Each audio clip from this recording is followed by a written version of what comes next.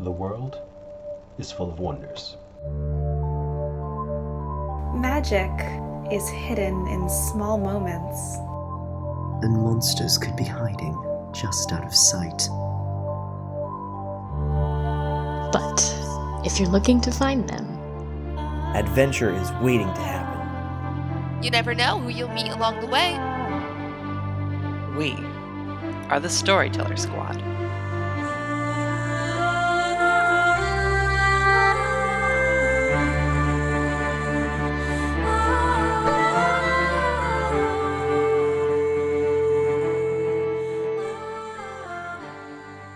Hello, adventurers! Welcome back to the Storyteller Squad.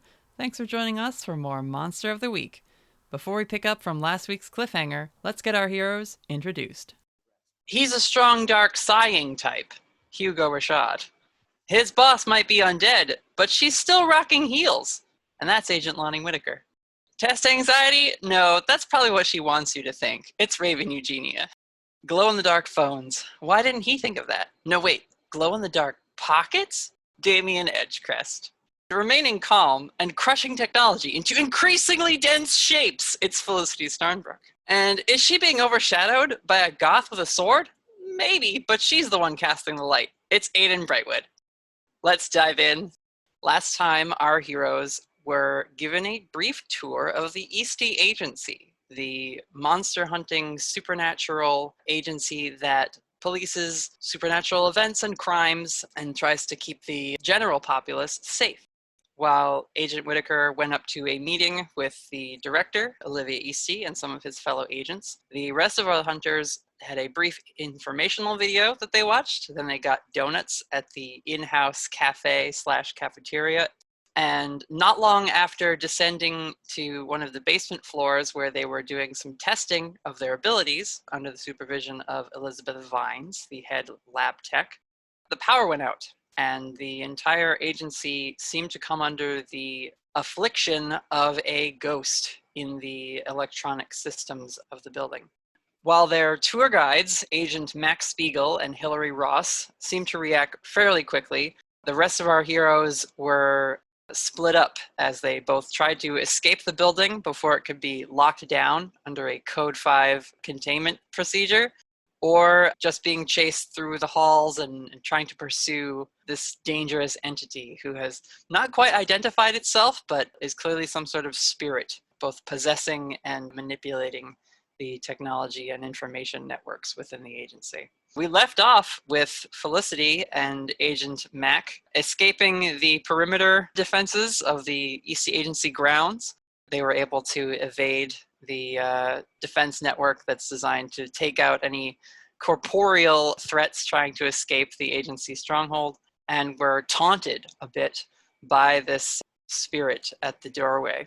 Managed to break their way in after seeing that some of our other hunters were in a bit of a dire spot. Raven, Aiden, Agent Ross, and Hugo in a hallway being assailed by these ghostly projected silhouettes filled with television static reaching towards all of them. And that's where we're going to pick up, actually, because you guys are in the most immediate danger. Raven, Hugo, and our two lovely NPCs. What are we going to do? You guys had been trying to find a way out of the building because last you knew that's where Felicity and Mac had gone. But the hallway that you were in, as you tried to can opener the elevator to try and get inside, darkened, and the spectral figure of this ghost appeared. Although it didn't stay there for long, it flickered and vanished, but as soon as it did, the lights continued to darken, and these ghostly arms started to reach out towards you all. so it's Raven, Hugo, and the two agents that we met. Just one of them. You have Ghost Sword Lady Hilary Ross, Yep. and Aiden is with you still. Oh, and Aiden. Okay. Oh, man. Were we Where trying to were go y'all headed? upstairs? Yeah, I'm pretty sure you guys were trying to head upstairs to at least ground level, because right now you are still 2 floors down. Should I do a beginning of mystery roll? Sure, we can take care of those. Cool. I Felicity, know it's kind of weird that we're like in the middle of a Yeah. scene, but Felicity, if you want to roll your roll, just save the result and let me know when we get to you. that's a 10. Nice. So I get to hold 3. I'll probably save those until Spend we are any not of them right in. now, or are any of your available questions useful in a danger situation? I guess what does the monster want from this person? This person meaning us who are being attacked. Yeah, I'll ask that. Okay. Raven, as you spy this figure down the hall flicker in and out of existence there, and then these arms, which also seem to flicker, but also have taken on a bit more substance and tangibility as they start to grow out of the walls and reach for you, you do hear a voice coming from an intercom. It's garbled. It's a little hard to make out exactly what it's saying, but you do hear what sounds like narration happening. The voice says, "Our intrepid heroes trapped in an underground cavern. What will they do to escape?" So it wants to put you in danger, but it also seems curious as to what you're going to do to get out of the danger it's put you in. Yeah, it sounds like he's testing us. All right, yeah, I think I'll just hang on to the other 2 questions for now, but that is interesting. Okay. As you're looking for that, though, a hand is going to reach out and grab your shoulder. Okay, can I guess read a bad situation? I don't know if, I feel like kick some ass is a little too much for Raven. I don't think she's gonna immediately try and, fight and hurt stuff. I think she's gonna try and read a bad situation. That's another 10. Before you decide your question, Sure. what is Raven actually doing? Mechanically, you're going to read this situation, but what is her response to this arm that reaches out and is millimeters away from touching you?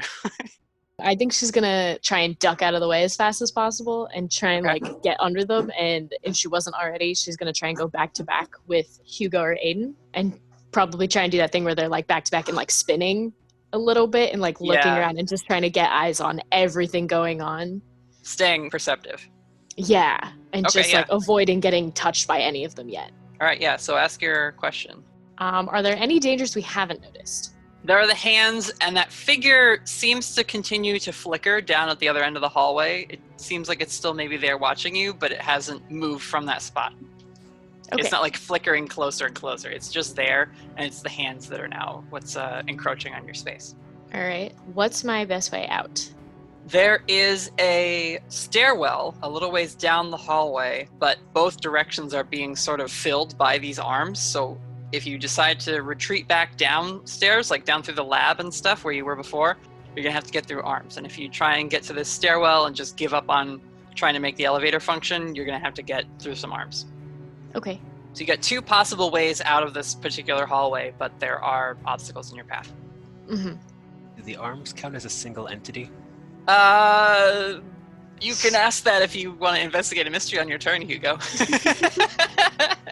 I guess the last thing I'll ask, what's the most vulnerable to me? I'm kind of thinking, can she tell, if the arms are, ghostly looking, does it look like they can actually physically grab things? And, does it look like these arms can hurt them? Okay, so here's an interesting point. As you observe this arm that's getting closer and closer, you do back up against Hugo, and you see as this hand gets closer and closer to you to try and make contact, that if you try and blink past the brightness of it, there's a cable inside of it. There's some sort of wired thing at the core of this, which the arm is being emitted from. Okay. That is a shocking development. So, so there is a tangible thing to this hand, although it's about to touch you, so maybe you'll learn more when it does make contact. Yeah. Raven's going to point that out to Hugo. If they're back to back, she's going to say over her shoulder, there's wires in there. That is all the information that he needs. I would like to use magic if possible. Hell yeah. Specifically, the effect that lets you banish a spirit or curse from a person, object, or the place it inhabits. Okay, go ahead and use magic. What does this look like as you cast another spell? This time, similar thing of slapping hands on the ground, but this time going to try to touch one of the walls and then have the magic extend around the walls. Or rather, to pulse through the wall, I guess is the better way to word it. Yeah, gotcha. They only got an 8. Okay, pick your glitch. Just because it's funny, let's go with the immediate unwelcome attention. Okay. Your tattoo glows as you call on the magic and try to banish whatever spirit is inhabiting these arms, wires, you're not quite sure. You touch that wall, you see some of the arms that are like coming out of this particular wall, because they're coming out of the ceiling, the floor, the opposite wall, everything. And you see them freeze up and contort a little bit as if they were being electrocuted themselves. And the arm phases away and the wire just drops limp. And you can see that the wire that was at the core of this thing is just like an electrical wire or like some sort of internet cable that was just like running through the wall of the hallway you're in. So that creates an area now that is free of arms, if you guys want to retreat to that like section of the hallway and defend that one spot. The unwelcome attention, you hear over the intercom the sound of applause briefly, and then, "It's a brilliant opening move by Mr. Rashad." So the ghost is watching your tactics carefully. Don't like that. Raven, the arm that was coming towards you is not on the wall that Hugo has cleared for a bit, and it is going to go and grab and reach at your arm. What you feel when this happens is almost like getting shocked, like when you rub your socks on the carpet too much. It's not like a paralyzing, you've been tased kind of jolt. You feel this static tingle, and then you are not in this hallway anymore. You're in high school, sophomore year, and you're walking down a hallway. This is just as you are really leaning heavily into your goth aesthetic. And let's just say that in Autumn Falls, it's not well received at first. And so you're at your locker, and a few of these cheerleader types waltz on by, but as you're going to get a book out, they slam your locker door closed and it hurts your hand, and you're like, ah! And one of them in passing, "See you outside, freak!" And then you're back in the hallway. Basically, you've had a flashback of being in high school and like getting picked on by these bullies. And it lasts not longer than the 20 seconds of that like tough memory of yours. And then the hand has let go. You're back in the hallway that you're in now, and it's curving around you to get at Hugo. All right. I don't like these hands anymore. Can Raven try to kick some ass? I feel like she's a little traumatized now, and she's gonna try and do some kind of, I don't know, karate, but like trying to block the hand from getting to Hugo. Sure. Some kind of trying to get her armor hand in between the ghost hand and Hugo and try and like incapacitate it. Okay. That's very not good. Oh, is that an experience point? That is. I rolled a 6 minus 1. Try to help. She's trying to help you in the moment, so I don't think so. Yikes. Man, So- the one time I try to kick some ass, this is what happens. You go and perform this wrist lock on the arm as it reaches for Hugo. And while you can see the wire inside is the core of this thing, you can't actually grab the ghost hand the same way it grabbed you. And so you do. You deflect it and lock it away, but then you feel that tingle in your hand again. And I'm going to let you narrate this one. What's another painful memory of Raven's? Well, probably when she has an older sister named Robin, who's a doctor who works in Seattle, probably when she first moved away. And she had to like watch her big sister like move out, knowing that she probably wouldn't see her that much because she's a doctor and she's so busy. Yeah. And just like being a kid and watching her older sister like drive away. So how old was Raven at the time? Maybe like 12. Her Okay. sister's like a few years older than her, and she was leaving to, probably like 12. Okay. Yeah, you have this memory of sitting on the porch, kind of sad. You hear a voice behind you. "Hey, Birdie, I heard you were feeling sad, so I came over to see what was up." And it's a young Bethany Miller from inside the house, and she's got like a little pastry or like a cupcake or something for you or whatever. Mhm. And then your brain gets like scrambly static for a second, and it's just a phone on a desk, and it's playing that voicemail that Bethany left you when she left. So you are just now like, you kind of drop to your knees as you let go of this arm, having been zapped 3 times now by this bad memory juju. Aiden is she's over here with Agent Ross, and she doesn't want to use her powers because the whole point is to try and like keep that under wraps. She sees you go down, and so she's going to try to protect you and get in between you and more of the arms as they come at you from the side of the wall that Hugo did not dispel. Give her a roll. That is a 9 plus her tough. That makes it an 11. All right, all impending danger is now focused on Aiden. So she's just gonna get in the way of those arms, and the next attack that would come at you, Raven, she's gonna take it. Agent Ross, however, is not so much a protecting type.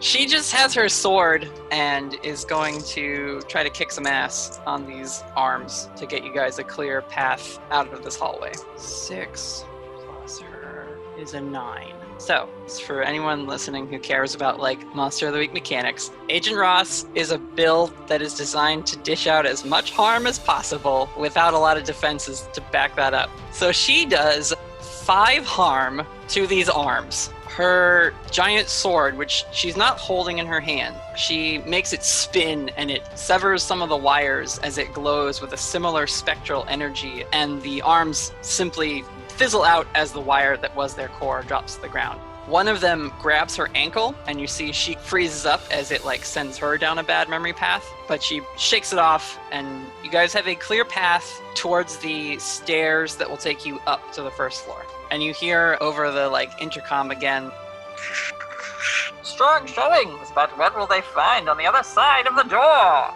Raven's just gonna roll her eyes and be like, let's go. Let's keep going. Ignore this guy. Aiden and Ross will cover the escape. You guys make it through that hallway and up into the stairwell. Let's jump to Damien. So, Damien knows that he has his friends scattered all over this place. And he doesn't quite know his way around. So, he's going to casually, because it doesn't seem like there's any danger, turn into a pigeon and begin the process of flying sort of randomly through the agency until he runs across his next group of friends. Wherever you deem a good place for him to go, he'll... Did we leave you off searching for Olivia Eastey or Whitaker last time? Well, we had called Whitaker, and they were at the elevator, so we got up there, and then he had also called Raven, and they were on the 3rd floor. So he was flying to find. Okay, let's see. What's fun? Damien, you're distractible, we'll say. Not that there are many people to distract you. Most agents either were knocked out by the technology they were standing near, or you can see some of them as you fly through the hallways and check rooms in the agency. They seem to be wrapped in these cables up against the wall, almost as if they were snared and then cinched up as if they're being zip tied into the wall. How thick are these wires? Are we inch big thick or They vary based on the cable in the wall that was there to spring out and create these arms in the first place. Okay. So I could probably get a couple pairs of, had bigger wire clippers and stuff. Oh yeah, I mean you could cut people down if you wanted to, but they're unconscious, so. Where you do find is you get up to pretty high up into the building. You wind up it's one big open room, so you can easily fly overhead over all the cubicles. Everyone seems to be knocked out, except as you fly over one, you hear, "Ah!" Damien would make that sound with the pigeon. You land on this cubicle. Is the pigeon green? Are you Beast Boy in the way that you shapeshift in animals, or does it take on the right color?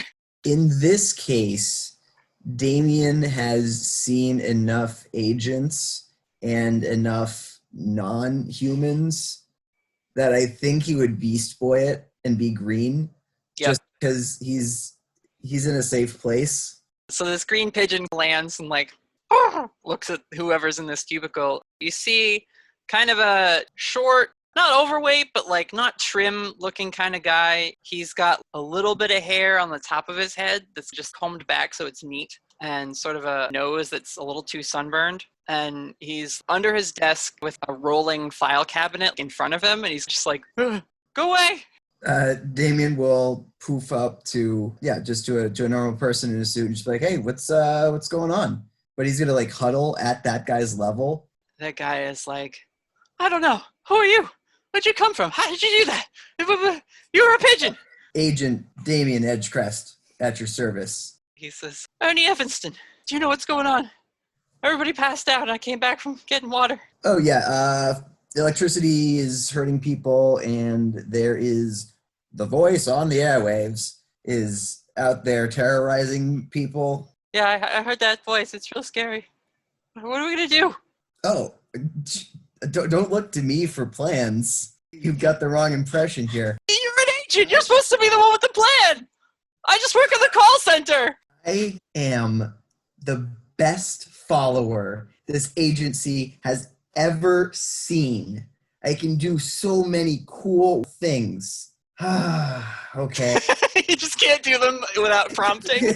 Now I have to think back and see something cool. Oh, no one has been in a situation like this before. And this is cool and all. But coward here, done that. So good luck. Do you need anything? Oh, here. Damien's gonna hand him a few pairs of various wire clippers and like bolt cutters. Here, go cut some people out, kid. I'm gonna go fly away. So you just leave Ernie there. He has the clippers in his hands. It's just like, what? Cut people out of what? And you're gone. All right, I like that quick little scene. Let's check in with Felicity. Oh boy. Oh boy, indeed. Felicity is angry. Mm-hmm. So at this point, she had just essentially torn the side off the building, right? Or the side off of part of the building. Yeah, you kind of ripped the doors off the main entrance. Okay, so she's going to come down from where she was floating and be like, all right, let's go.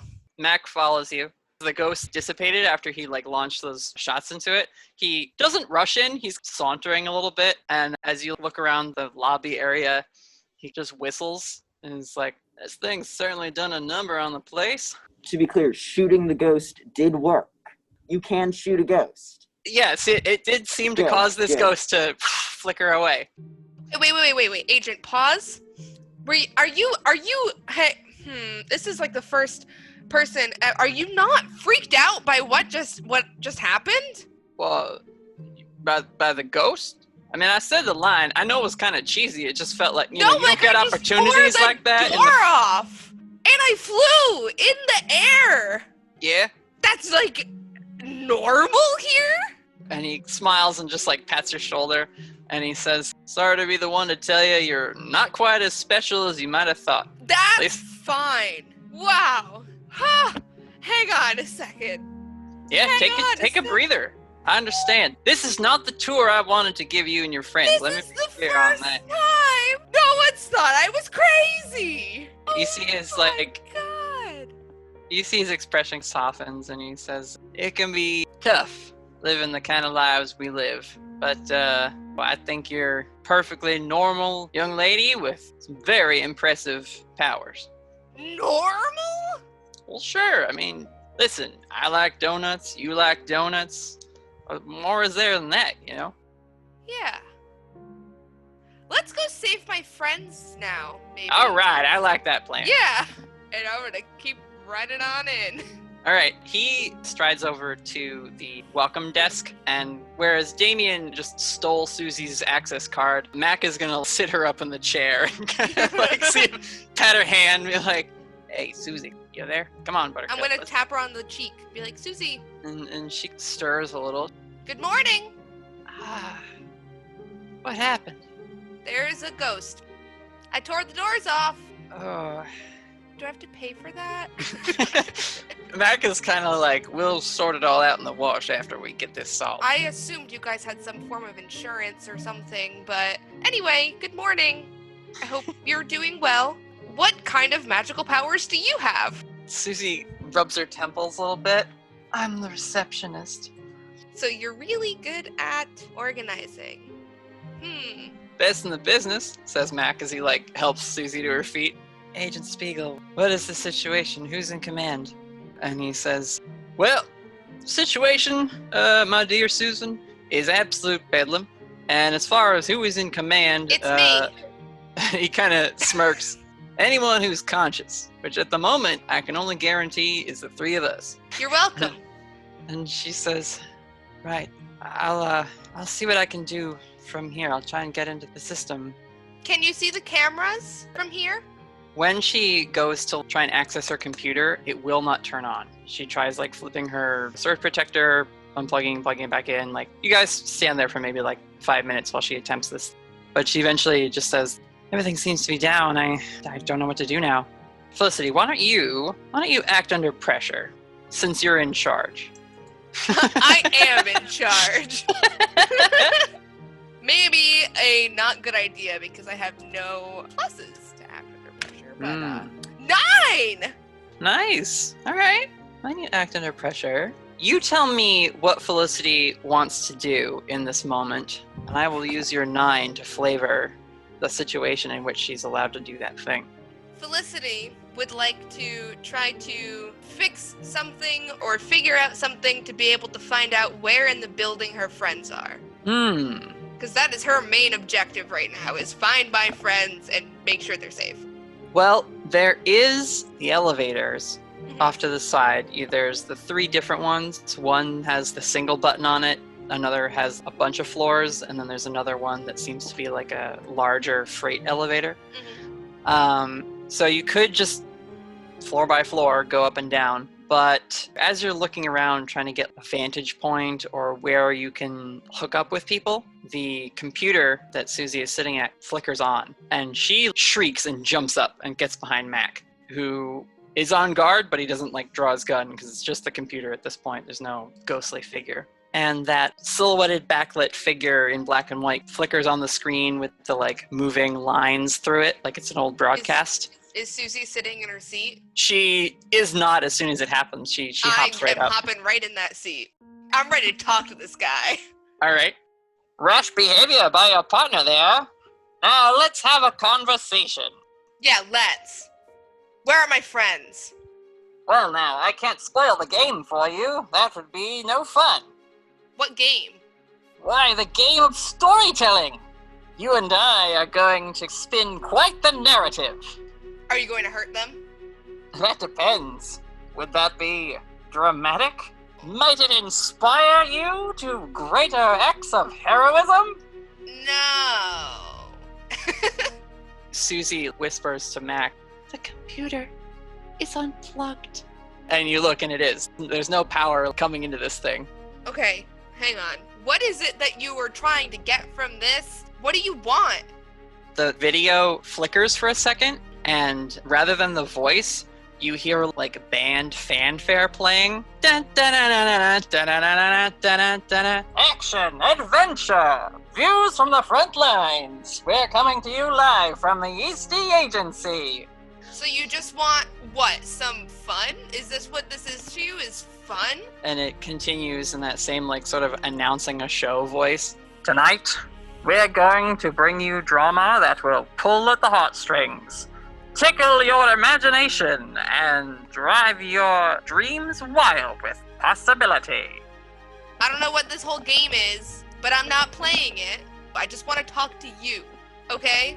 And when you say that, the figure reaches its hand forward, and a ghostly hand out of the computer screen and grabs you by your collar. Felicity doesn't flinch at all. Okay, but you do feel that static, and you're not in the agency. You're at home, and you're in your room, and downstairs there's shouting going on. Sounds like a man and a woman's voice, and they're really going at it. And you see Ghosty by the door with its little head down near the crack, and Tom is hiding behind a curtain in your room. And you hear a door slam. And a guy walks out of the front door of your house, gets into a car, and drives away. You're back in the agency.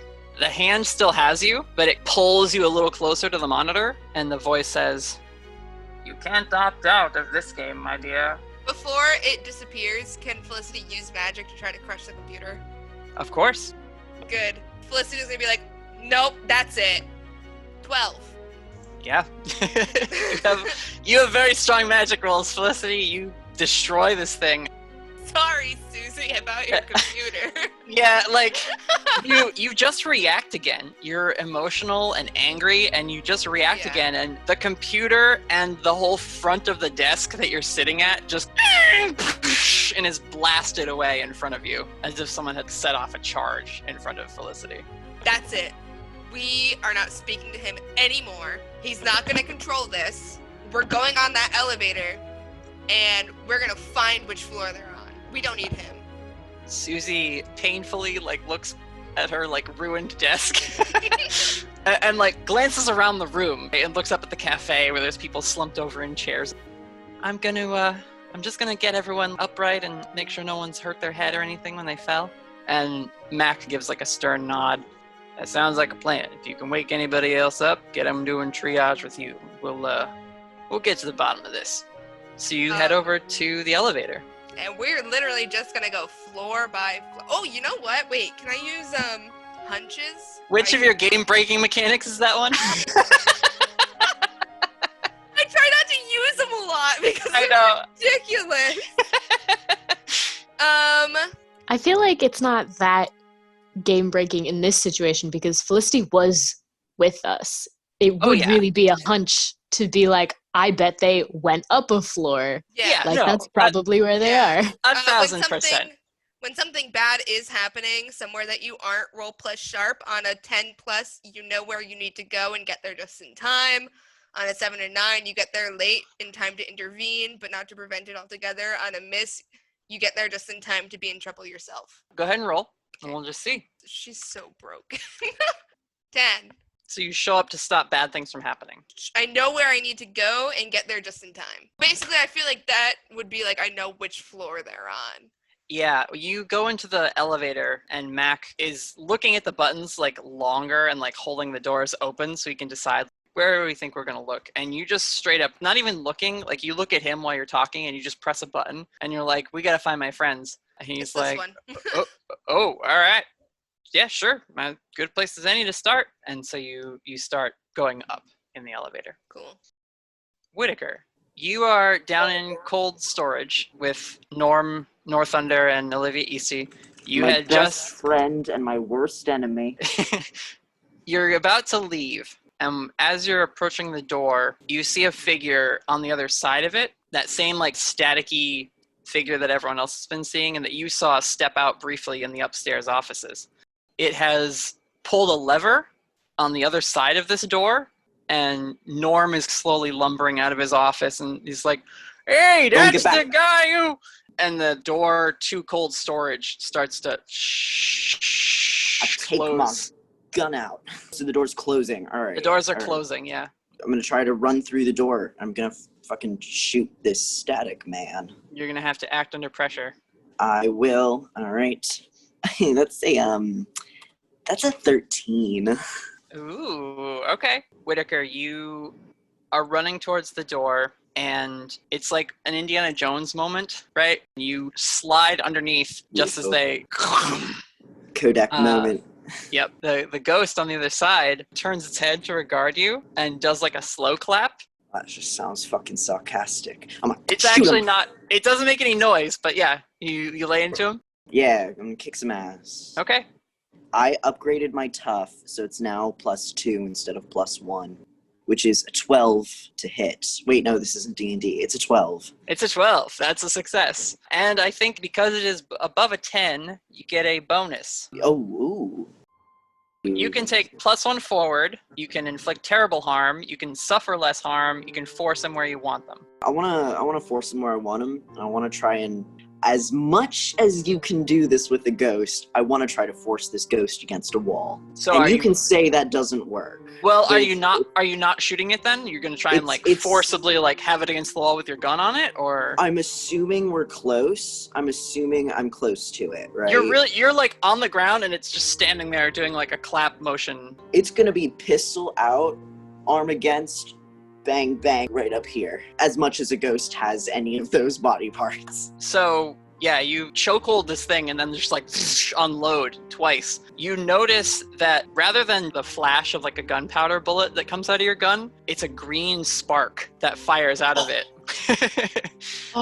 You see the head of this ghost flies back and like little bits of static and sparks fly up along with this green burst. I, Emery, completely forgot about that. The magic bullets? Yeah, the magic bullets. And so it reacts, and there's like a quiet moment as the echoes of your gunfire ring out in the stairwell, and the ghost's head lolls down as if you've executed it, and then a beat, and its hand reaches up and grabs your wrist, and you get a static, and you're not in the agency. Where is Agent Whitaker? Ooh. In the surprisingly vast fortress that is Whitaker's mind, there is a lot for this ghost to choose from. I'll give you this if you want to, like, a direction for it. The ghost is looking for a formative experience. We get to a young Whitaker, maybe late teens, in a bar with a friend. His good friend Jason. It's a London bar, and two of them got fake IDs and been hanging out there for a while now. And Whitaker asked Jason, "You want to go to prom with me?" And Jason gives him a long look, and recoils pretty badly. Is that what this was? But I thought we were just... Lonnie, I thought we were just two mates getting drinks. That's, no. God, no, I didn't know. Absolutely not. And you are back in the moment. The ghost, its arm is still grabbing you. By the time your vision clears and you're back in the moment, it has started to sort of delete itself from the head down. And the last thing to disappear is the hand, which the index finger on it just taps you twice as it disappears. Oh man, yeah. Whitaker is proper stunned for like a good few beats there. You are brought out of your stunned moment by Olivia Eastey. From the other side of the door is like pounding on it. And she says, Whitaker, get the door open. Right. And he goes and finds the latch to pull the thing back open. When you flip the lever, there's no reaction in the door. Ooh. Oh no, what a shame. I can't be hanging out with this blood-sucking... What you hear her say, Whitaker, it's affecting the climate control in here. And Norm, his voice comes through the other side of the door also. Yeah, Whitaker, you're going to want to try and figure this out soon, or my boys, I mean, I'm okay if it gets a little colder in here, but not many of them are dressed for winter weather, as you might say. Yes, that's a good point. All right, I imagine there's like maybe a little access panel to get to the wires and stuff behind the lever or near the lever. We're going to give that a look. Okay. Whitaker is not an IT man, but he's about to be. Yeah, I mean, it's a jumble of wires, unless you think, if you want to like act under pressure to try and jerry-rig or just like a luck roll, but it's up to you. I was going to see if there was like cut wires or if anything was just like sparking beyond, like if there's anything like tampered with. There is no like physical damage to the electronics. Got it. Yikes.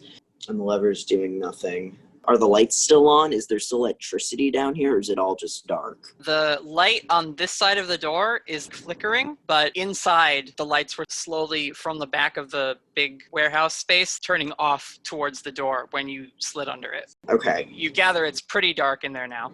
And the static ghost is disappeared, you say? Is gone? Yeah. Yep. That manifestation is no longer there with you. Is there glass between me and Miss Eastey? There is not. She's just shouting at you from the other side of this fairly thick door. Oh god. Oh my god. I'm gonna look up the questions for what act under pressure versus investigate a mystery. Well, act under pressure is less a question that you get to ask. It's you say you want to do something, and then you roll, and depending on how you roll, I get to tell you whether you do it or you have to like pay something in order to do it. Gotcha. Oh, you know what I should do? I should read a bad situation, because that's exactly what this is. Certainly. That's a sharp roll. Unless you have a thing where you get to roll cool for that. I feel like you have a move that lets you roll a different stat where you normally would roll. I'm trying to remember if that was for investigate. No, it was for read a bad situation. It was like tactical something or other. Cool. It's just a 7. Well, you get to ask one question. Okay, what's my best way in? Your best way in is not working because this is cold storage. This is where all the dangerous things are kept. When this door closes, it's meant to close. This room is the Eastey Agency vault. There is no way in other than this one door because they want to be able to seal it if they need to. But one way in would be to see if you can somehow reroute power. But you're not the person to do that. You know there are people in the building who you might ask to do that for you. So if you could hook up with them, that's the best way to like get this door open and get these people saved in terms of like the quickest solution to the immediate danger to them. Yeah, Whitaker is going to try calling one of those people to see if they're... oh no, all the fucking phones are dead. Didn't you smash yours or something when it started to... Or you left it upstairs when it like exploded in the elevator? Just chucked it onto the roof of the elevator. Yeah. Like a badass. There was like a set of switches and shit in cold storage, wasn't there? There was ways to reroute power in there, because that's what we were discussing when we were trying to think of ways to trap the... There's a fuse box. Fuse box. In there, which Norm had said it was like on the fritz. He was like, couldn't seem to figure it out. Olivia was going to take a look at it, but... Okay, yeah, Whitaker, through the door, he's going to say, I'm going to go find someone who can get power back to this door. How much time do you think you have? It sounds like Norm has left the discussion. Maybe Olivia gave him an order to go do something. Then you hear her call back through. She says, as quick as you can, Agent. Good luck out there. And Whitaker is going to turn and find the nearest staircase to get to wherever the power is controlled. Whitaker, as you head up the stairs in search of someone who can help you, we briefly cut back inside cold storage, and we see Norm is carrying a few of the bodies of the workers who work down here with him and stacking them in the office next to a little space heater. They all seem to still be unconscious, but he's pulling out any extra jackets that he has down here and like scarves and like hand warmers and things and putting them in people's pockets to keep their body heat warmed up. And you can see that while he is a big, furry, fluffy, abominable snowman, he is like breathing now, and frost is coming out of his mouth and nostrils as he's working. Olivia Eastey is standing there with her hand on the door and her head down as, she hears your footsteps going up the staircase, but she turns around and just like, but there is no steam that comes out of her mouth. We are going to jump back to our group of 4, Raven, Hugo, Aiden, and Agent Ross.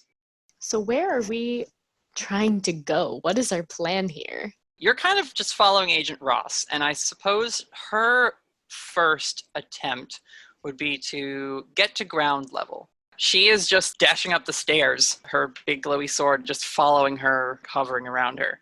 You guys come out of the stairwell. Oh no, that's right, because you just went in the elevator. Perfect. So we see the doors on the elevator with Mac and Felicity close and like ding and go up, and a moment later the door opens up and Hillary and everyone rushes out into the main floor area. And you see the reception desk has been destroyed, not how. You see the doors have been ripped off. You hear turrets outside and like sparks and things flashing. You look around. You see, it looks like the receptionist, she's like lifting people up from their chairs up in the cafe area, but she seems to be the only active person up here. Did we hear the elevator ding? I'm going to say no, because it's fun narratively. Okay. We do see that the door is like ripped open. Is that where Felicity came in? That's the front entrance, yes. Okay, so we do see that there's some type of like hole there. Oh yeah, there's carnage up here on the first floor lobby because the doors have been torn off and thrown aside, and the front desk has just been obliterated. Raven's gonna like nod to the gaping open doors and just be like, do you think that was Felicity? Agent Ross says, don't go outside. If the perimeter defenses have been engaged, you'll be chewed up before you take 3 steps. Noted. And she briskly walks over and starts questioning Susie. I don't know what to do. I guess Raven's gonna investigate a mystery because she doesn't know what else to do. I think she's going to walk over to the computer because like she saw the phones explode, but this is like a whole computer that exploded, and try and, I don't know, just see like, did it explode the same way as everything else? Well, this computer has been imploded. Yeah. By like force. It is a crushed, crumpled bit of machinery now. I think she's trying to figure out if that was Felicity or if it was like the phones. Oh, okay. I like rolled and then didn't even look at it. I keep forgetting my sharp is 3 now. That's a 13. Nice. I think we're going to ask what happened here. Because like I know what happened, but I want Raven to figure out what happened. I don't want to be like, oh, this was obviously Felicity. Right, yeah. The damage done to this computer and the damage to the doors, you don't remember hearing an explosion, and there's no like scorch marks or burn marks or anything, and so Raven's analytic brain is running like a hot server, and she puts together like, okay, yeah, no, this was Felicity. This is right up her alley in terms of the type of stuff she's been doing lately. It looks like it's crushed, like what she did in the training room earlier. Yeah. Yep, exactly. I think she's gonna ask, where did it go? And that applies to either Felicity or the ghost, if there's any hint. I know, like, the computer was unplugged. Like, I know it's destroyed, so, like, she doesn't know where the ghost could have gone, but anything she can figure out. You look over towards, or you scan the room, basically. As you're looking around, you stand up from the ruined front desk. You glance over at the elevators, and you do see on one of them the number of floors is slowly ticking up. I think she's gonna start heading over towards it and get, like, Hugo and Aiden's attention and be like, I think that's Felicity. She was just here. And to confirm this, Agent Ross floats over once more. Susie is still up there dealing with people, but she says, your friends were here. Apparently they owe Susie a new computer, but they're headed upstairs. Raven's just gonna go up to the elevator and hit, like, the down button, or the button to, like, call it to come down. She's like, yeah, come back, Felicity. I am enjoying the horror element of keeping y'all apart. As you're hitting that button, Raven, it does that thing where it, like, lights up, but the elevator's not responding right away. And you see the floor numbers on the top of it going, like, 4, 5, and then it says, no. And you hear an announcement, no shortcuts. And the displays on, like, the menu screen up at the cafe fizz, and that figure is there standing again in the room, and it says from, like, way over there, everyone has a part to play, time to rescue some bystanders. And the arms start to grow out of those panels, and Susie is up there and she just screams absolute terror. Raven starts running. She's heading over there. She's not gonna let innocent people get hurt. She likes Susie. Susie did nothing wrong. And I think Raven runs over there with full confidence, knowing that Aiden and Hugo are going to follow. I don't even think she tries to, like, pull them along. Like, she knows. Hugo, what are you doing? Following. Alrighty. There's probably, like, the briefest eye contact between the two of them of, like, oh, we're both going. You see Ross catches up with you, Raven, and her sword is, like, following her. Aiden, as she's running next to you, Hugo, you hear her say, I've had enough of this. And she's going to use her angel wings to bamf over to the cafe, because she's been there before. So you see Agent Ross getting ahead of you, and then there's a light in front of the cafe, and Aiden is just there on top of a table. And the arms go and reach for where Susie is, but she's going to protect Susie. And I think I'm just going to carry over the bit from the last fight you guys had, where all the danger is focused on her now. Susie, her screaming, like, halts for a second, and then she, like, screams again because someone just teleported in front of her. She's having a rough morning. So I guess that's a protect roll for Maiden. 7. So she is going to suffer some or all the harm they were going to get. The arms, they just latch onto her. She can't defend them all. She bats a few of them away. They grab her arms. One of them grabs a leg, and you see she locks up under them. They might be, like, shocking her more than before. And as they pull away, her stance lowers a little bit, and there's this glazed look in her eyes, like she saw something that really messed with her. You hear the voice in the screen at the cafe, like the menu that's being lit up right now. What was... And shrink! Ross's sword goes through that monitor. And basically cleaves it in half. There's still arms and things coming out of different menus in the cash register and stuff, but, like, she goes over, gives Aiden a shake on the shoulder, and the two of them go defensively in front of Susie. What are you guys doing? I want to say that they have that part handled. Yeah, they're now 2 targets in front of the civilian. Oh no. Are we gonna split up more? No. We wouldn't, would we? You tell me, Hugo. What are you thinking? Guess we're going on a trip. In our favorite rocket trip? In our favorite rocket ship, which just happens to be on fire and exploding. It's fine. You know, the usual. Mm-hmm. Can we make that canon that Hugo whispers that we're going on a trip and Raven responds in our favorite rocket trip? Because I feel like they need that. Yes, I love that for them. Since neither of them can do anything in this moment, apparently, except make bad jokes. There are plenty of targets. These arms are, like, rising again. Ross cleaved one monitor in half, but, like, you guys been to this cafe. There's plenty of LCD menus that have arms coming out of them now. Raven's just torn between, like, if we can punch out all these screens, but that's not, like, the arms are just going to pop up somewhere else. You know what I mean? We're not... Yep, absolutely.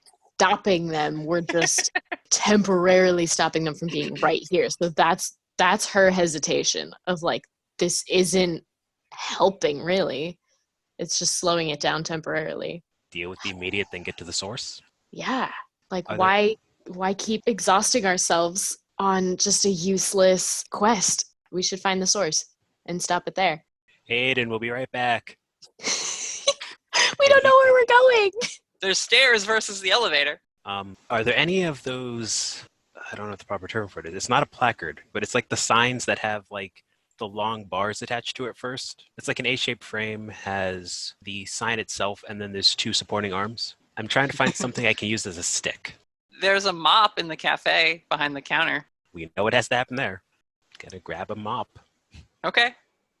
Do you like kick the head of it off or like break it or? Nope, keeping the head on. All right. Hugo grabs the mop.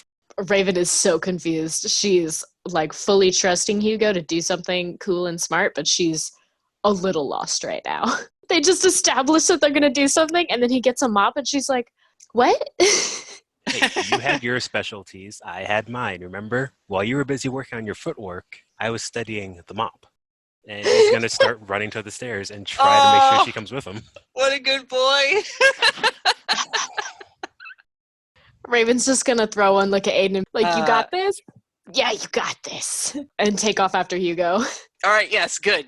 You turn around, and Aiden is kind of looking at you like, and Ross shoulder checks her and is like in the air floating with her sword whirling around to like create a defense. And she just turns at Aiden and yells at her. She's like, focus up, weirdo. And that kind of snaps Aiden out of it. And the two of them, as you guys close the door on the stairwell, you see that like Aiden and Hillary leap into action against these arms. Before they go through the door, Raven calls over her shoulder, be nice to my friend. Felicity, you're in the elevator with Agent Spiegel, and you get a couple floors up, and then the light inside flickers, and there's like a lurching halt to the elevator's movement, and it stops. And ding, the doors do open. It is not the floor that you hit the button for. Okay. I'm gonna run out and take a look around. Felicity is all action right now. She's not thinking. Of course. You are on the 5th floor. It's dark in here. The hallways, again, have very limited lighting. You can see the lit up exit signs that have like the sort of red glow to them. And there is a flashing, crackling spark from a light bulb that blew when the power got surged. Max steps out of the elevator behind you, and he says, well, another little bump in the road. Let's not let it get us flustered. Miss Starnbrook, have you ever used a weapon? Myself. Fair enough. Well, let me tell you, I feel like we might be able to outfit you in something a little sturdier than that very adorable sweater you're wearing. Please. Thank you. And so he leads you down a hallway towards a room that says requisitions. And as you guys go down that hallway, a shape that is behind you, you're not aware of it, rushes past. I want to jump right back to Whitaker. So Whitaker, you're heading up the stairs. You are focused on the athletic task of running up 6 flights of stairs at the moment. And so you don't notice when a green pigeon and like collides with your head as you're like running up the stairwell. I love how you phrase that. I don't even notice. You don't even notice. I just keep on going. Yeah, you collide with a green pigeon Damien. Oh, perfect. Damien? Yes, and he turns back into, sort of looks like Neil Patrick Harris, but he sort of elongates the features a little bit. I love the visual, though, actually. of like the pigeon hitting Whitaker, faltering in the air, and then just like melting, and as it melts, it forms this person like from the top down. Can you be anyone else right now? I don't need just Neil Patrick Harris in a crisis. I need Liam Neeson. Can you be Liam Neeson, please? It's Liam Neeson, but it's a younger version. All right, young Liam Neeson. We can work with that. All right, are the others okay? I've been looking for him this whole time. Great, excellent. Keep looking for him. I'm gonna go make sure the power's back on downstairs so we can get some people out of cold storage. No, look, I was so lost. You can't leave me alone. Everyone else I see is lying down. It makes me want to lie down too. okay? That's not where I'm useful. I need to be assisting. So I'm going to stick with you, Whitaker. All right. Well, do you know anything about the electrical? No. I didn't learn things like that. And how much time that would take? There's so many more exciting things to do. Someone... What did you learn, Damien? What did you learn, what did you learn, Damien? Rather than electrical systems or plumbing, what did he learn instead? I don't think he would have spent a significant time anywhere. Can I make a suggestion? Please do. The single ladies dance.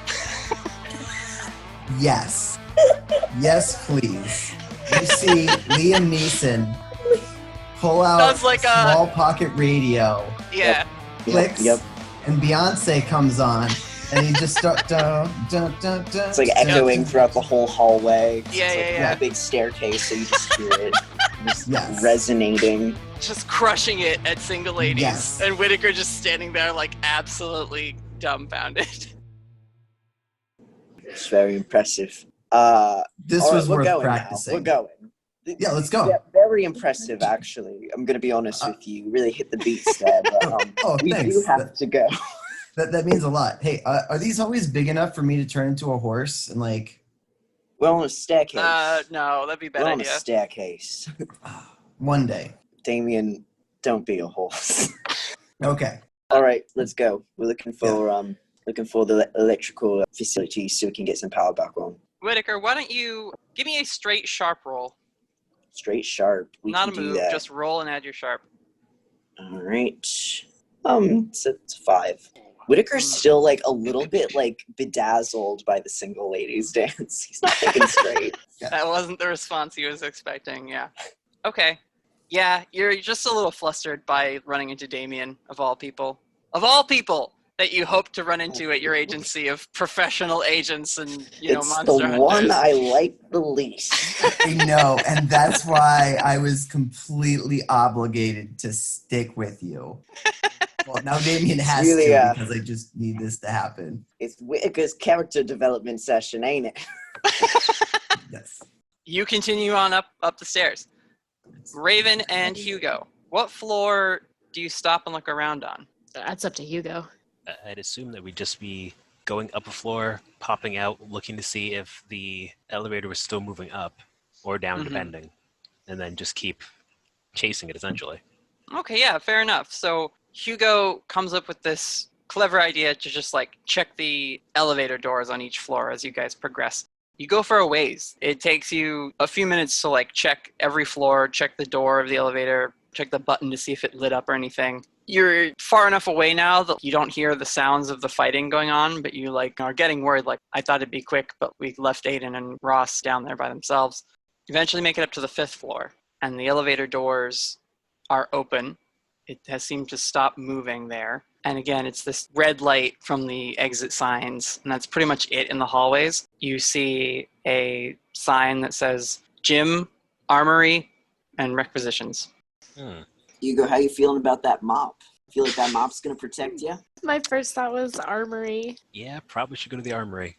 Yeah, let's check it out. Worst case scenario, it's all locked up and we can't get in, but there might be something useful.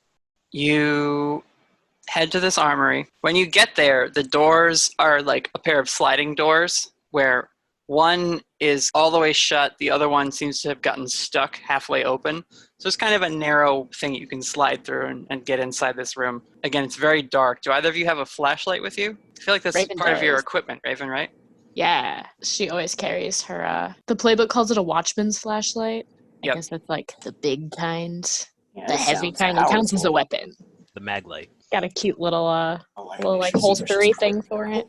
Mm-hmm. So you are using your flashlight to look around. What are you looking for specifically here? Raven would be looking for some type of weapon that she could use. If there's any guns in there, she's just gonna look right past them. She has no experience and no confidence in using one. And probably trying to find anything that looks familiar that Hugo would have any experience with. Because she's seen him in the karate studio, anything that looks like something he could use. So this room, it is very much weapons in cases that have a little lock and a slide door to check out and you have a key that's like on a key ring. There is a person fallen down and unconscious behind the counter. There are also drawers and racks that have more handheld weapons. There's some swords. There's a bunch of knives. So if you want to grab a few knives, Raven, you can. That's kind of the extent of it. There aren't a lot of exotic types of weapons that maybe Hugo is familiar with, having learned from all these ancient monster hunting groups. Mm-hmm. There's some batons, there's a rocket launcher type large machine gun, there's some automatic handhelds, there's just some standard 9mm, and like ammo in boxes and things on different shelves and drawers. All right. Raven's going to, if she can find any like little throwing knives, she's going to grab some of them. She actually already carries, it doesn't specify how many. I imagine it's only 2 or 3 if it's the little tiny ones. So she'll grab a couple of those to like increase her stash. She's going to check on the attendant and make sure they have like a pulse. Yeah, they're alive. They're kind of groggy when you like try and wake them up. Mm-hmm. Does the attendant, they're like awake enough?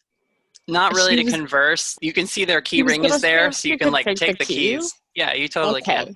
All right, yeah. He's going to check to make sure they have a pulse and then take their keys. That just unlocks like the cases with the, firearms and stuff on them. Yeah. I don't think she's good. She's got the keys in her hand just in case she sees something good. She'll probably grab like a baton for Hugo just because it's better than a mop handle. Mm-hmm. Hugo, what are you doing? Because you're in the room too. Okay. Yeah, she'll hand the baton to Hugo. He's going to put the baton on the ground because he feels much better with a mop, which he can use as a spear. That's valid. Anything else you see? Hugo, why don't you roll me a sharp roll? Okay. 9. Oh, wait. 10, because I had the +1 from the forward. Oh, there you go. Hugo, Raven hands you this baton. You're like, I'm good. I got a mop. The floor in here is tile, and you hear what sounds like little picks skittering across the floor in here. That's not comforting at all. No, it's not. This is Monster of the Week. Welcome to the game. Does Raven hear it too? Because if so, she's shining her flashlight around. She's trying to... Yeah, you start to pick up on the sound. You shine your flashlight down, because again, this is requisitions for the whole agency. There are shelves and like bookcases style units that just have like ammunition, grenades, body armor, things like that, just like sitting on it. And you see a shape at the far end of this behind one of the shelving units. It is not glowing. It does not resemble the ghost that you were dealing with before. The hell was that? Skitter, skitter, skitter, skitter. Oh, I don't like that. Don't like that at all. Skitter, skitter, skitter, skitter. I think Let's Raven's leave. gonna like back to back with Hugo again. Not taking any chances. Yep. Make our way to the door. Just like slowly doing the spinning thing. Looking around, guys, backing up towards the door. Get into the hallway. Where are you going from leaves here? The keys. Okay, she just drops them on the counter. Yeah. As you both back out of the room, we zoom in down on the keys, and a pointed insectoid appendage just comes down and picks up those keys, and then you guys are running down the hallway. Where are you going? I'm trying to be a good person and not steal the keys. I know someone else has them. Damn it. Okay. Would we just head the other way? Yeah, there was 2 other places. There was the gym and... There's like a requisitions office, which is for things like vehicles or like uniforms, that sort of thing. Dealing with RV insurance and all that stuff. Yeah, that sort of stuff. Your standard issue agent toothbrush, that kind of thing. Yeah, I feel like they'd head there. I don't think Raven's not really interested in the gym. Doesn't think there's anything particularly helpful or interesting that would be in there. So as you guys are running down this hallway, that sound of the skittering legs is following you. It seems to be speeding up. I don't like that at all. No, thank you. Oh, God. If we don't see anything? You haven't turned back. You gotta tell me when you do these things. I don't think Raven would run without looking back. I think it would be very much like a couple steps, check. Couple steps, like check again. Okay. There's no way after hearing noises like that she would run straight ahead without looking. Is she using her flashlight or just like glancing back in the red of the room? I think glancing back. If she's running with Hugo and they're both using the flashlight to run forward, she's going to keep the flashlight forward so that way they don't like trip or run into anything, but she's going to like quick checks back over her shoulder. There is a large shape coming after you guys. Hugo, there's something following us. What do we do? You see it catching some of the red light and like reflecting off this shiny black carapace. Oh. It's bugs. It's a bug. As the legs are like running and getting closer and closer. There's so many legs. What do we do? We keep running to our destination until it gets close enough. Okay. And Raven's not going to look back anymore. She's just going to put all of her force into running. All right. Okay. You guys just continue to run. You continue to run. You see as you're coming up on the door that says requisitions office, the light in the first room doesn't seem to be on, but then you can see beyond that there's another back room, maybe a different office or something back there, and there seems to be light coming out of that doorway. You guys run, you fiddle with the door, it swings open, and from behind you, you hear someone yell, "Please hold the door!" Oh. Did it sound like it was coming from the direction of the giant bug creature? Yes. I hate that. I guess we're holding open the door. Are you sure? I don't know about that. Raven's gonna get into the room. Okay. She's not gonna close it on Hugo, but she's in the room. Raven gets in the room. Handle ready to close it. Do you shine the flashlight back at this creature? Yeah, if they're stopped and they're at the door, she's shining the light on it. Okay. What you see speeding down the hallway is a large arachnid body, but where a spider's face would be, coming out of that is the torso of a slightly thin young woman in a blazer. Raven's grabbing Hugo by the back of the shirt and pulling him into the room and slamming the door. She is not having any of that. Her hair is in a short pixie cut, and she's carrying what looks to be a bag. It's jingling around maybe it's got some ammunition in it or something like that. And when you slam the door shut, you see this person, creature, whoever, comes up to the door and is tapping on it with their hand. And it's please open up, I don't want to be out here alone. So Hugo is going to not so much lose his shit, but he's almost fanboying. Because unlike a day who is terrified of spiders, Oh no! Hugo is a fan of spiders. Yep. And is having a moment of, wait, is that a drider? Wait, what? Yeah. And he's gonna try to open the door. Raven's hyperventilating. This is so perfect. Both player and character do not. I can't even pretend to be okay with spiders. That's not happening. I'm so sorry. I hate spiders so much. I think Raven's panicking so much, straight up hyperventilating, that if Hugo's trying to open the door, I don't think she has the power to stop him. If he sees her freaking out that much, he's not even going to open it. She's losing her shit. This woman is now not banging on the door, but she's kind of like her hand is on the handle. She's like, "Come on, open it up!" And from behind you, from that back office, Felicity, you step out, and Agent Mac kind of follows, and he says, "Hey, let Phoebe in." I think Raven's gonna try and hug Felicity, but also he's gonna kind of get her arms around her and then just slowly collapse to the floor and put her head between her knees. When Felicity comes out of the elevator. Oh no, Felicity! No. You are in this room that Phoebe is trying to get into, because you know who Phoebe Wicked is. Yeah. She's the uniform designer of the Eastey Agency. Mm-hmm. You and Mac came up here when the floor stopped to get you some armor. That's right. That's right. And Phoebe had gone to get it because she's the quickest and stealthiest of the people you're with. Okay. So when Felicity sees her friend, she's going to be like, "Oh, thank God. Oh, thank God. You have no idea what I have done. Where's the rest of them?" Downstairs. Downstairs? We just went upstairs. I know. We just went upstairs. Raven's on the floor. She's still talking to Felicity, but head between the knees, staring at the floor. Trying to breathe. I'm so glad we came here for a costume change and found you. At this point, Agent Mac comes over to the door and steps in front of you, Hugo. Can I please let my associate in? Hugo, let him in. I would love for you to do that. Hugo, let him in. Just a second. Can I get a hug? You can get a hug, but I'm going to need you to hug Raven a little bit tighter first. Okay.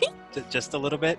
Okay. And have her look over at that corner for a little while, and then he's going to turn back to him. He's like, oh, okay, yeah.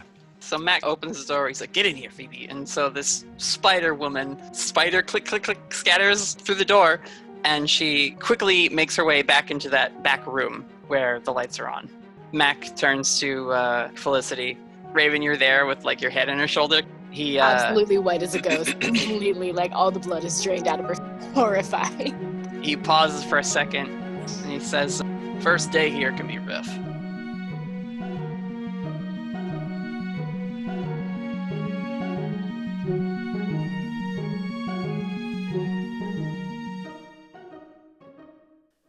Hey there, adventurers. It's a short ad break this week. I've got some updates to share about the show and a compliment corner to get to. Compliments are more fun though, so let's do that first. This week, I want you all to know about a kind, generous, and talented friend of mine, Curiously Crimson. You can see her cosplay work on Instagram, and it is a delight. The level of finish and detail on all of her work is stunning. Her husband is a top-notch maker as well, and together, they're an incredible cosplay team. I've learned so much from them, and not just little tips here and there. I mean major and important lessons that you really remember when someone teaches you the right way. Which honestly makes perfect sense, since Crimson is a teacher for realsies. All my cosplay wigs have her to thank, because now I know how to detangle and care for them.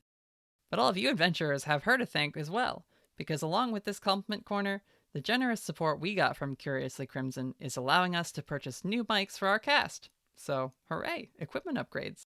Now, a reminder that this sort of upgrade is coming well after this episode in our backlog, so the audio change-ups won't happen instantly. But, thanks to support from fans like Crimson, we'll continue to make improvements to our quality over time. That will hopefully make tuning into the adventures every week that much more enjoyable. If you'd like to support the show, you can reach out to us at thestorytellersquad@gmail.com, or just send us an email saying you like the story. We'd love to hear from you about that topic too. But if that seems too personal, you could always leave a review and shout out your compliments in our general direction with a little more buffer room. You're safe in the Apple Podcast review submission form. Nobody can get you there, adventurers. Not even the voice on the airwaves.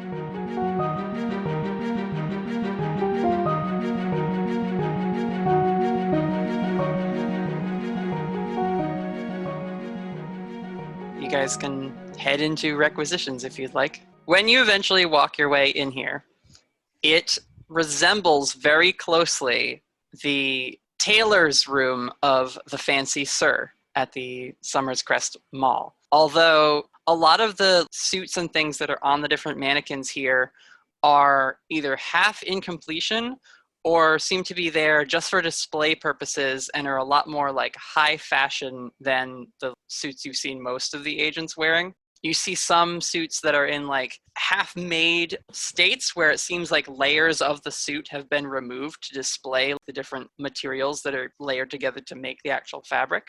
And thankfully, Raven, you see Phoebe is behind a counter now, so you don't actually see any of her like lower spider half.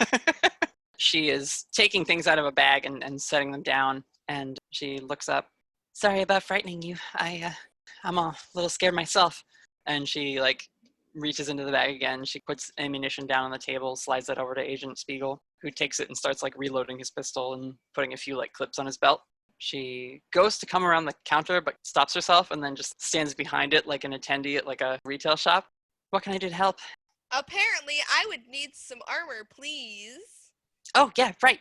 And she hands you like a small size flak vest tactical armor that you can clip on, Felicity. When we're not all in danger of dying, I would also like to get a pretty fancy suit. But that seems a little much right now. And Phoebe nods. She says, "I can work fast, just not that fast. We're going to have to make do fair. with what we have right now." I'm going to tell you right now, I want it to look like our grandmother's couch. Got it? Her demeanor, aside from being a spider person, she's constantly like wringing her hands and like trembling a little bit. She seems scared and nervous about the whole situation happening in the agency right now. But when you say that, she kind of like stops for a second and looks at you. "Oh dear, no. Hear me out." And she starts like going into this like tirade of what your season should be, and like, "Oh, we definitely need to pair you with something like a cream or a violet, maybe something to offset the..." Violet, I could do, but I would like it extremely patterned. All right, I can see that. What do you think about a herringbone? No, fishtail. And she just like is going into fabric swaths that she has on a ring and like laying them out for you. Phoebe is clearly the agency's resident designer. Love that for her. I love that so much. She's pretty okay, I guess. When she's talking about this fashion stuff, the quiver and tremor in her voice is gone. This is her comfort zone. All right. So I'm saying, listen, Phoebe, are you calm now? And she like stops for a second and she's like, huh, very good. Very good. Thank you. Thank you. It was definitely not because I got distracted that I started talking about clothes. It was just because I knew what I was doing and Agreed. I was trying to calm you down. So now you're calm and now you have a project, right, to work on. I'm going to go. I'm going to kill the bad guy with my friends. You're going to be safe, okay? And then when I come back, I expect a lavender or whatever color it was that you said, grandma's couch suit. She kind of like bites her lower lip but nods at you. She looks to you, Hugo, and Raven, and she says, would either of you like to try one of these on, see if it fits you? The armor? Yeah, there's like more body armor in there that she grabbed. Yeah, might as well. Thank you. Okay. It takes a moment for Hugo to respond because he's looking at Felicity, processing the fact that she just said kill, Mm. Mm-hmm. and he is not pleased. Okay. Listen, Phoebe, you're my friend now, and I tore a door off for my friends. Oh my So don't goodness. think I won't do the same thing for you, okay? Okay. You'll be safe here. Somewhere in the Eastey Agency, Whitaker's voice floats through the air ducts and says, she also destroys trailers of her friends too, so, you know. Whitaker, It swings both ways. your voice doesn't carry through the agency. You say it because you're right there. Oh, that's fun. As you open the door, you're standing in the doorway. That's right, Felicity. I figured it out. It wasn't ninjas. Whitaker! Raven shrugs like, well, what can you do? Yep. And Damien is there. Yeah. So Damien waves. Hey guys, what's the plan? We're gonna kill the monster. Isn't he a ghost? Yes, I haven't worked it all out yet. But it's something is going to he's gonna be gone. I don't know yet, but god damn it, I'm gonna do something. from the office where that light is behind Phoebe down the back way over there, you hear the wheels of a rolly chair scraping across the floor, and this chair like casually backs out of the room, and there's someone sitting on it. They see Whitaker and they call to you. They say, about time, let's take a look at this, and like scoot their way back in. Could you describe Prithvi Divan for me? Prithvi Divan, they are wait, did you decide was Prithvi, were they gonna be the really fun neurotic one, or were they gonna be the cool chill weapons one? I forget what we decided with. We decided that they were going to be the, like, tech whiz hacker. Like, in a classic, they broke into the system, and then the Eastey Agency hired them to make the system better type of way. Oh, that's so Prithvi. Yeah. I had very few plans for what Prithvi would look like. Okay. Well, I like this. They're friends with Phoebe, and so she has given them, you know what? They have the millennial mullet, for sure. Nice. Nice. They've got the side shave. That part of their shaved hair is sort of a like deep magenta. From the roots of the rest of their hair that's like swept over is that same deep magenta that then fades into like a light pink. And yeah, they've just got like a simple white collared shirt on, agency attire, but they've got like a lot of bracelets on their wrists.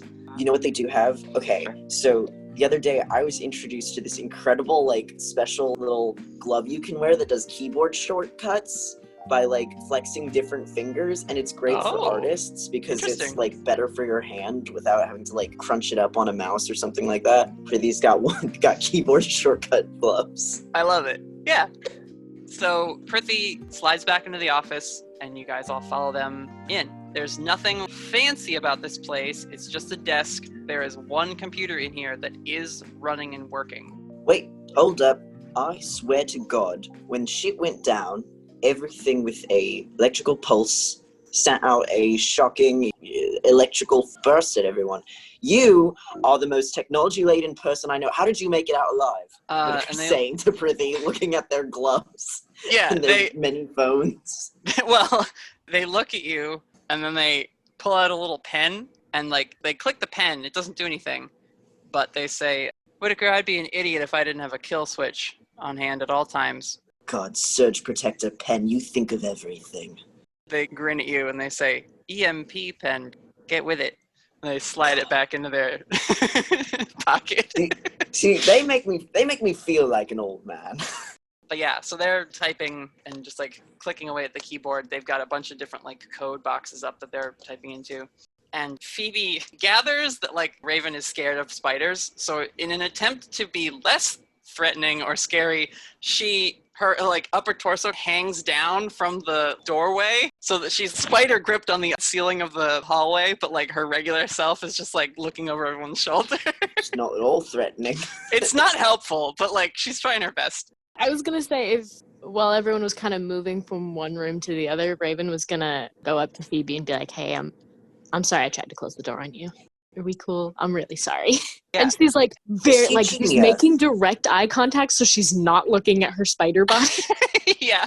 She is trying really hard to be sincere and apologize because she feels really, really terrible that she treated this woman this way. And Phoebe, she does like an awkward, toothy smile, and she's just like, "It's okay. I had to get used to it too." Raven doesn't know what else to say. She just kind of nods and then moves up and gets with the rest of the group back into the room with the... Wait, I had to get used to... Mm-hmm. Yeah, we're just filing out a way to find it for later. Oh! Oh! We're not digging into that right now. No, it's not the time. I want to know. Raven does not want to know. Hence the awkward, oh, yeah, okay. You this is perfect, right? Because you go from like absolute phobia to like your perfect comfort zone. There's another tech whiz here who's like typing away on a keyboard. It's like, ooh, pushes past a couple people to get in the room and be like, ooh. Yeah. She's definitely looking at that glove like, wow. The stuff Prithee is working on is very advanced. They're not even dealing with like the OS. They're just in like the code direct and, digging around and stuff. She's fascinated but has no idea what's going on. Whitaker does a quick head count. Where's Aiden? I don't know. I was outside. She's Downstairs. dealing with some problems. Is she all right? Where'd you leave her? Mac also types up, "She with Ross?" Yeah. Oh, it'll be fine then. Yeah, Mac kind of nods and like looks over at you, Whitaker, like, yeah, they're fine. There you go. It's fine. It's fine. Well, physically they'll be fine. Ross is kind of mean. Yeah. It's Ross. Mac chuckles at that, and he's like, "Give her until you're not strangers anymore." Though speaking of mental stability, any of you else got throat punched by the ghost thing running around? That wasn't just me. It kind of got in your head a bit, didn't it? It got in my brain. It really did. Yeah. Okay. All right. Just making sure that wasn't just me skipping out on meds or something. So if I see spectral hands and I touch it, it'll go like a cool in my head flashback. Now, okay, wait, Not a Damien, cool how does one. this work with you? Because you're not even anything. That's what I was trying to find out. We've got to find these hands. Natalie, just to be clear, we did not take any physical harm from these, right? We got a little shock, but it wasn't like... Yeah, no, at no point did these arms cause you physical or like psychic damage or anything. It hurt you emotionally. Definitely, to have to relive, definitely do not want to do it again. Like no, Yeah. thank you. So the plan is to have Damien catch these hands. Yes, let's Oh, weigh the options stop. right now. Number one, Stop we have it. Damien catch these hands, Never. and Oh, wow. he breaks them because he's a demon, and then everything is fixed. Easiest fix we've ever had in our entire lives. Number two, he has some traumatic flashback, and he's just as emotionally scarred as all of us. So let's go ahead and throw Damien to the hands. Prithee takes their glasses off, puts them down, and like, "You're all new, aren't you?" Yes. No, Sure. shh. Prithee, it's a good idea. We've all gotten grabbed a bit. It's the hit new thing these days. Yeah. Hey, it's all happened to us. Let's make it happen to Damien. It's only fair. Trauma. Hey, well, that sounds like a solid plan. I'm willing to punch every one of these. Yeah. Hey, listen, Damien. But my question is, do we have like a plan B just as a backup? I don't think we need a plan B. Let me reiterate, please. We have all been touched by these hands. Except for you. Sure. Wouldn't you also like to be touched by these hands, Damien? Sold. Absolutely. I don't know where they are. We gotta find them. Let's go. No. Listen, we're joking. We're no longer joking. Jokes has left the room. Yeah, I'm not a fan of actually having anyone else get touched by. No. And Not I, gonna for lie, one, I'm a little bit curious of what would happen. You guys, you all hear Prithik curse under their breath a couple times, and they like furiously are typing and closing out things that seem to be like popping up, almost like pop-up ads. Here we go again. And they're just like going at it insanely quickly. They're using that little shortcut glove of theirs, and they're just like going. like that scene from Hackers. Yeah, totally. All right, hotshot. What's the It's like- problem? What we got? Prithi, for the briefest moment, just holds up a 1 second Whitaker and is going, and then the windows stop popping up. Whew. It's been like that since I rebooted. Yikes! Are you making any headway? Is there any chance you can see where this thing is, or if we can redirect it somewhere? I'm able to keep up with it. I can certainly shut it down from taking over this machine. As far as shutting down the lockdown and getting control of the system again, that's tougher. Is there anyone else in this building that has the same capabilities as you that could maybe like team up? They shake their heads sadly. They're like, I rebuilt everything from the ground up when I got here. So hard being this smart. No one knows what it's like. No one can match me. That was not Whitaker.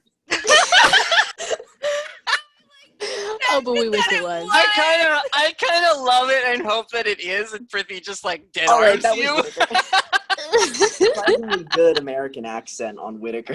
I feel like everyone kind of looked around like, who's speaking? Oh, Whitaker? It's like, whoa, he does a better American accent than he does a British one. Just a better American accent than I have.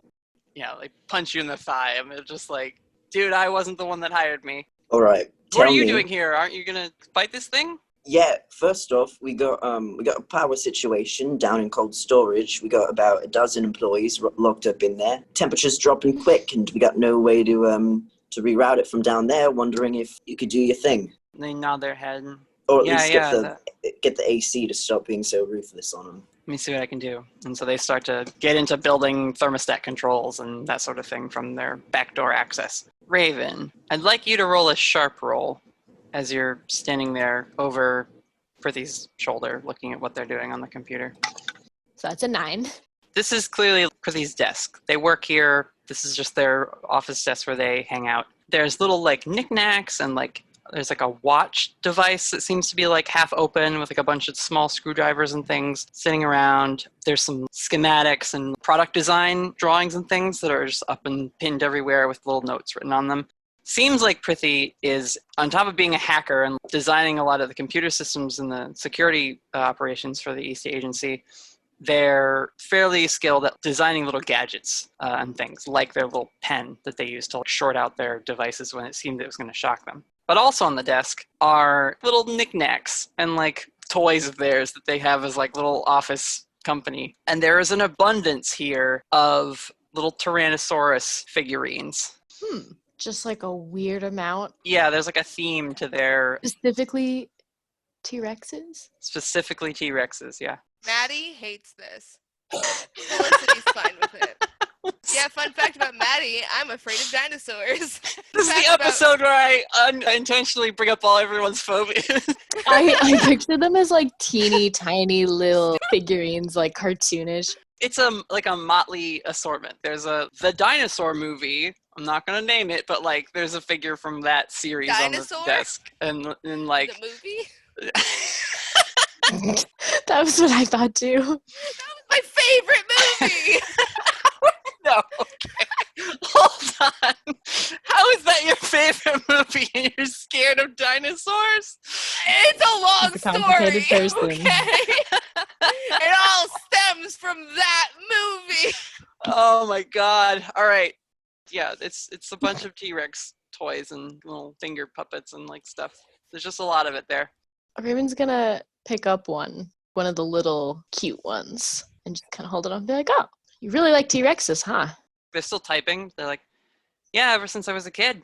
Damien is going to pull out a toy dinosaur that he stole a while back and place it to add it to the collection. But like, what dinosaur is it? Oh, it's a T-Rex to fit in. Oh, okay. You want to know something crazy? We were just talking about our favorite dinosaurs on the way here.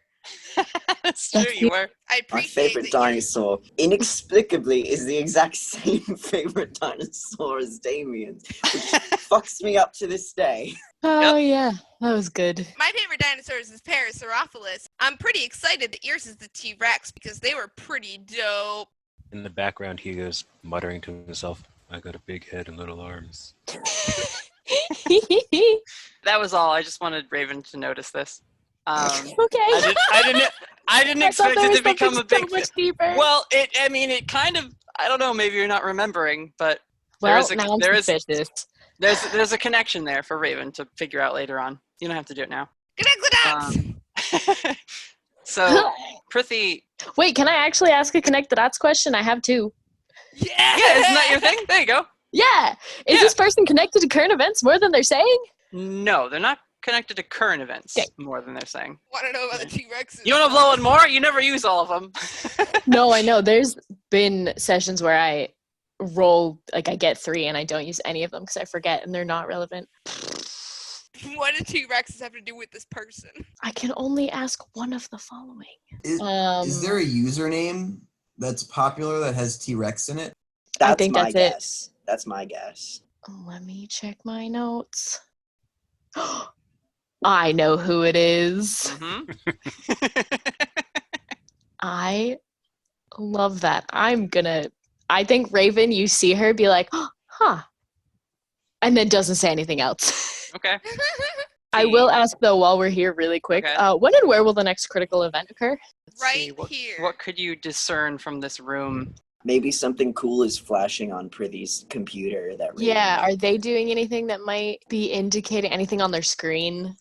Prithvi definitely has like a 3 monitor setup, and they're like using most of their screens in order to like keep up and avoid the ghost getting its way into her system, their system.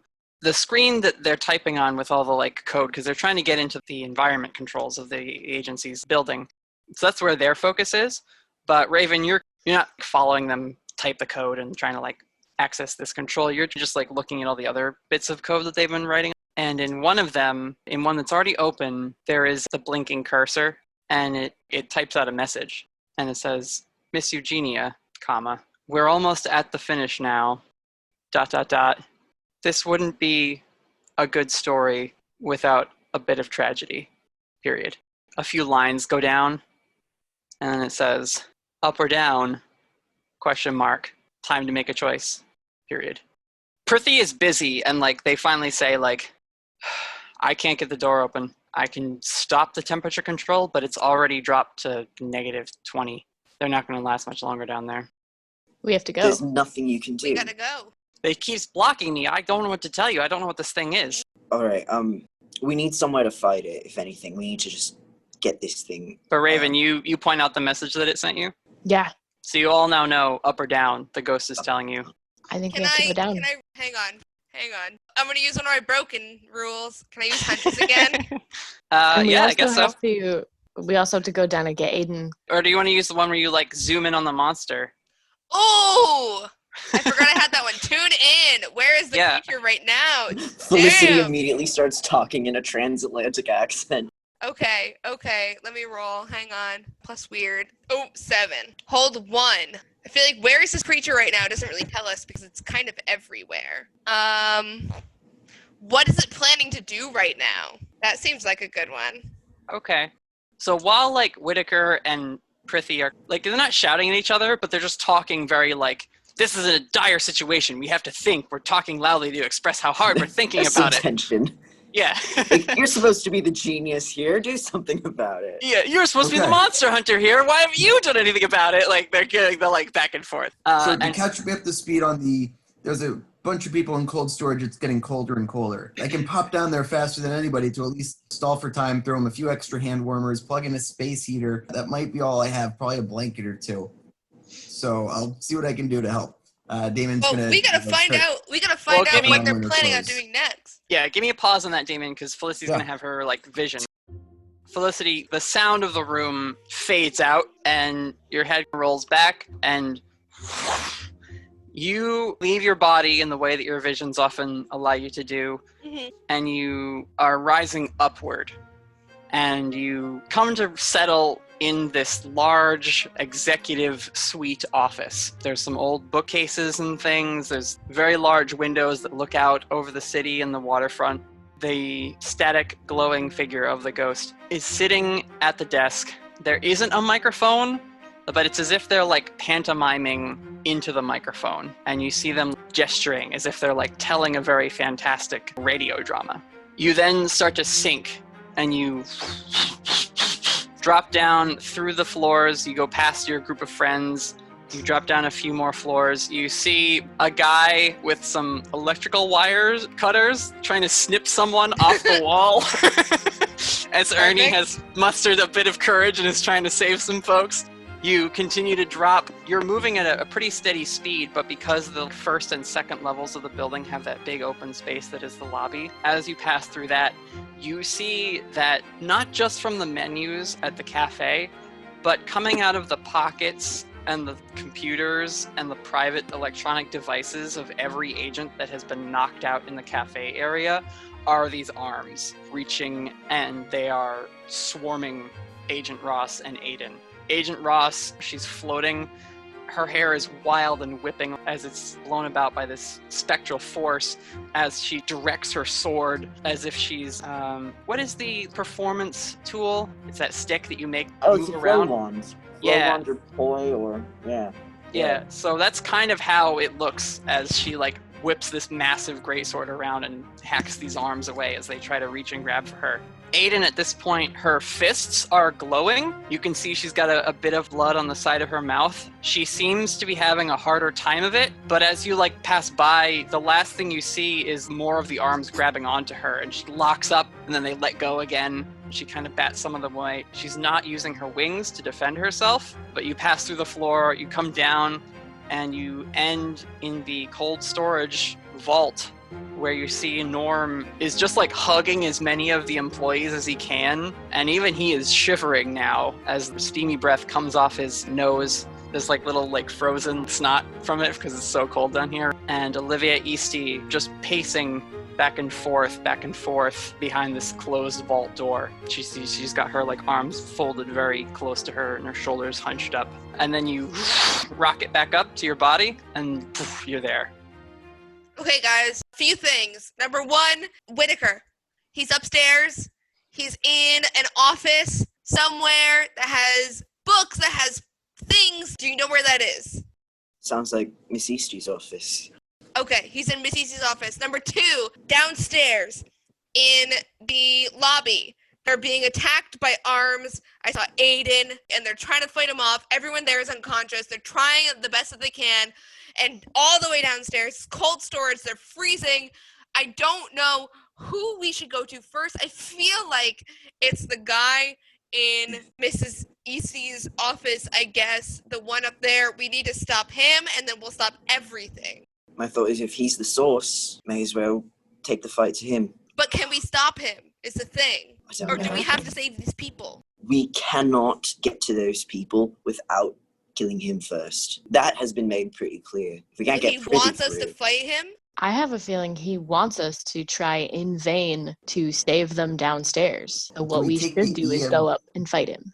I say we go upstairs. Mac has, at this point, slung a hunting rifle onto his back. He's got a bunch of sidearms just in different holsters that Phoebe went and picked up for him. I can't let Ross and your friend down there go it alone.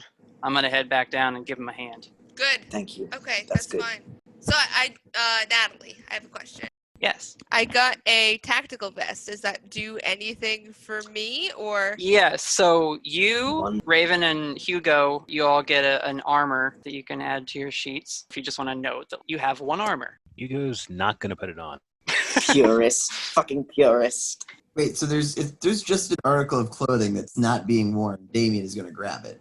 All right, you have one armor of armor. Because the shield doesn't work with armor. Oh, I'm sorry, Hugo. I spoke too soon. That's some D&D bullshit right there. Hugo politely hands the armor off to Damien and grips his mop tighter. I've got a mop. We got like actual batons and things better than a mop. Is that really what you want to go with? Proper spears? Proper spears. Phoebe, do we got proper spears? Might have some in cold storage. And they might be a little cursed. Yeah, she's like, ooh. Little. She's like, well, there's probably some bow staffs in the gym. I mean, pull out a steak knife and a roll of duct tape. Hugo's actually going to take that steak knife and the roll of duct tape. Okay. And he's going to break off. Yes. He's going to break off the head to the mop, and he's going to affix bayonet. Perfect. That's perfect. I love that so much. Wow. Yeah. Hugo, you can put mop spear on your equipment. Stabbing stick. Give it the tags. Stabbing stick. Close. Give it the tab DIY. Yeah, give you the tag close, quick crafted, fragile. So what are you guys doing? Raven's going up. I got everything I need. Before we go up, can I use magic? I would like to enchant my poorly constructed. Yes, please. It needs it.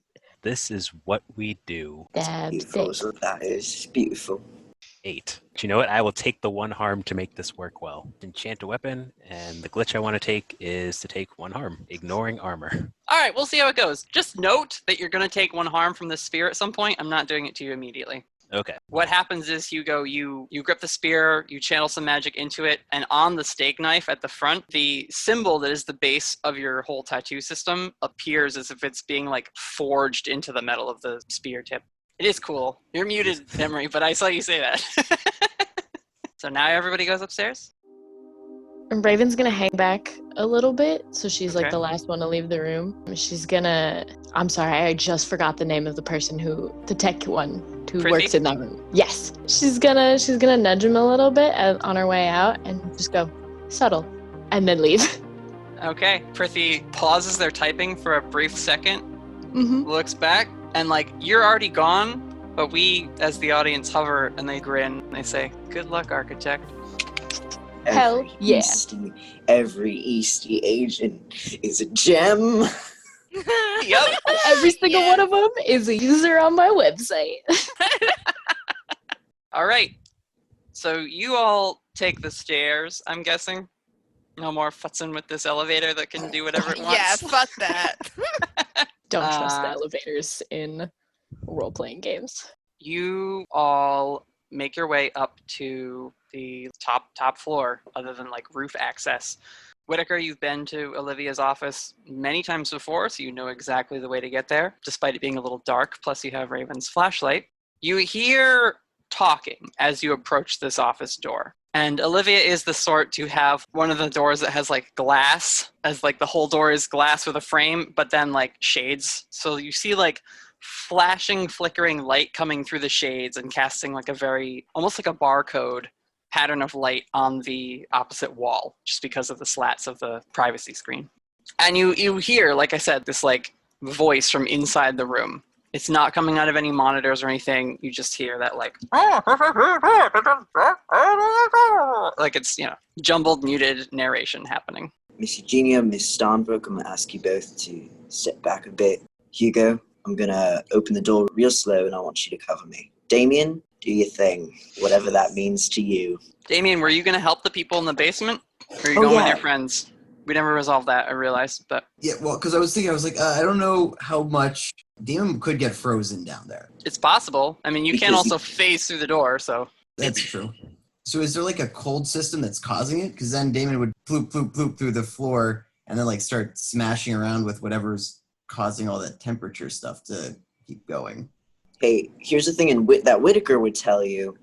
You could go down there and bust up a few of the fans, pumping cold air into the room, but then we'd have a broken cold storage facility. Yeah, the cold storage needs to function, so you don't want to destroy the system that's also keeping a lot of other things in stasis. Yeah, we're good. Yeah, I'll pull out like a couple knives. I just wanted to check in case Damien really wanted like an interaction with anybody down there, but it sounds like he thought of it, and like once everyone was like, "Oh, let's go upstairs," then Damien would be like, "Oh, yeah, time to go upstairs."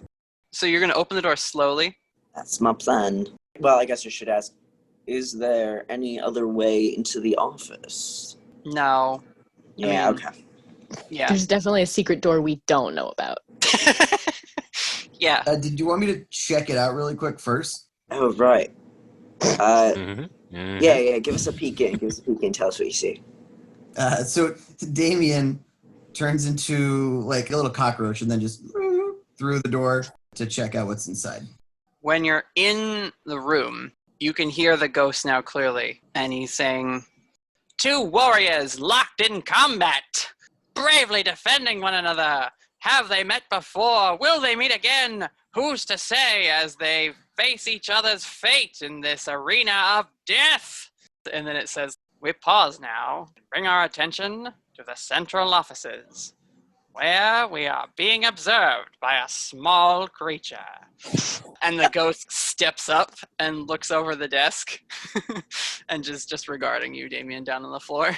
So Damien, while everyone's like standing down, like looking at the bottom of like the door, waiting for like Damien to come back as like a cockroach, you just see like Liam Neeson's stunt double open the door and say, guys, he knows we were here the whole time.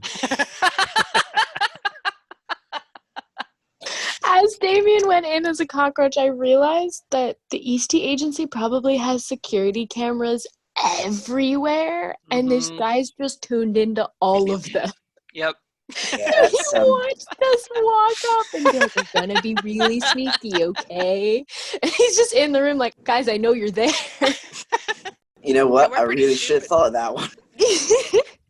That's on me. That's my Come on, Whitaker. This has been a very, very busy day. Come on in. The water's fine. He's been expecting us. All right, Hugo, cover me, So and I'm going to start shooting. Okay. You just asked the guy with the melee weapon to...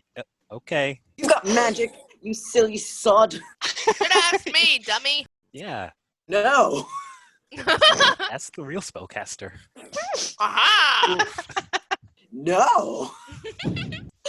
This ghost guy is like, what a dysfunctional bunch of idiots. He literally is. He's like, Gadzooks, our heroes are squabbling at the finish line. Miss Starnbrook, you're what the Eastey Agency would call unpredictable. I'm very predictable. I got us to this point, didn't I? All right, fair enough. Anyway, I was shooting him. Let's get back to that one. That one I do know. I do know.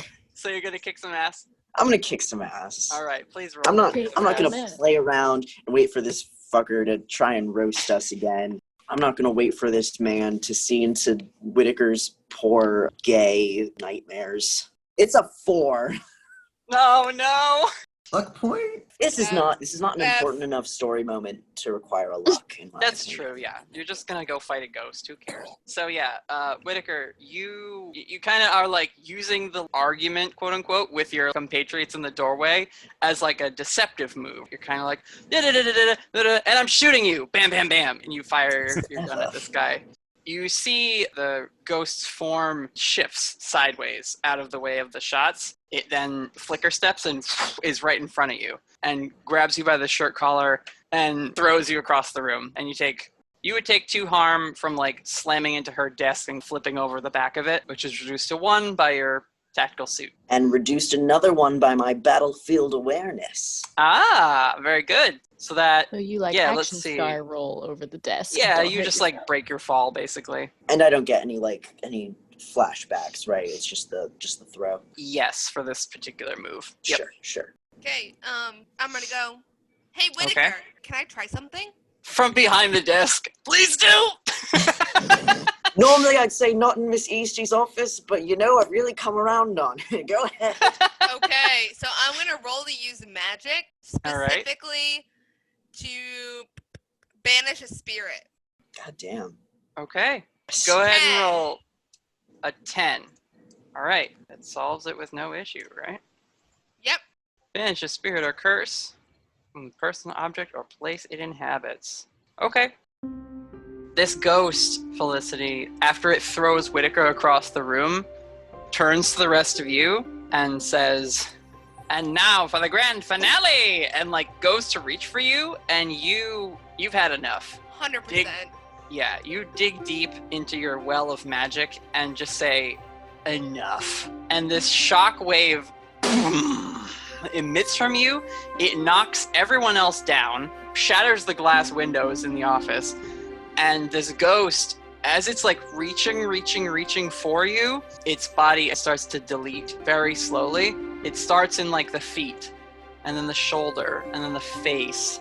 The shockwave is like an initial burst, but then there's just this force and power emanating from you. And the ghost, reaching one finger, touches your forehead, and you're not in the office.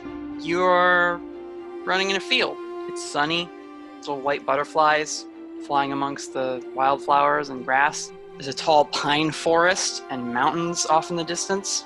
And you've just got a little stick with like a spider web on the end of it, and you're using it to like catch a butterfly, look at it, let it go. You roll around. This memory is going on for way longer than the last time the ghost touched you. And you sit up from this field that you're in. You're much younger than you are right now. This is a clear flashback of when you were a kid. And you look back over your shoulder, and for a second, there's this figure silhouetted in light standing there. And then you're back in the office, and all that's left of the ghost is the front of their face, which again is still staticked out most of the way, and their wrist. And as their hand deletes, it just says, "To be continued."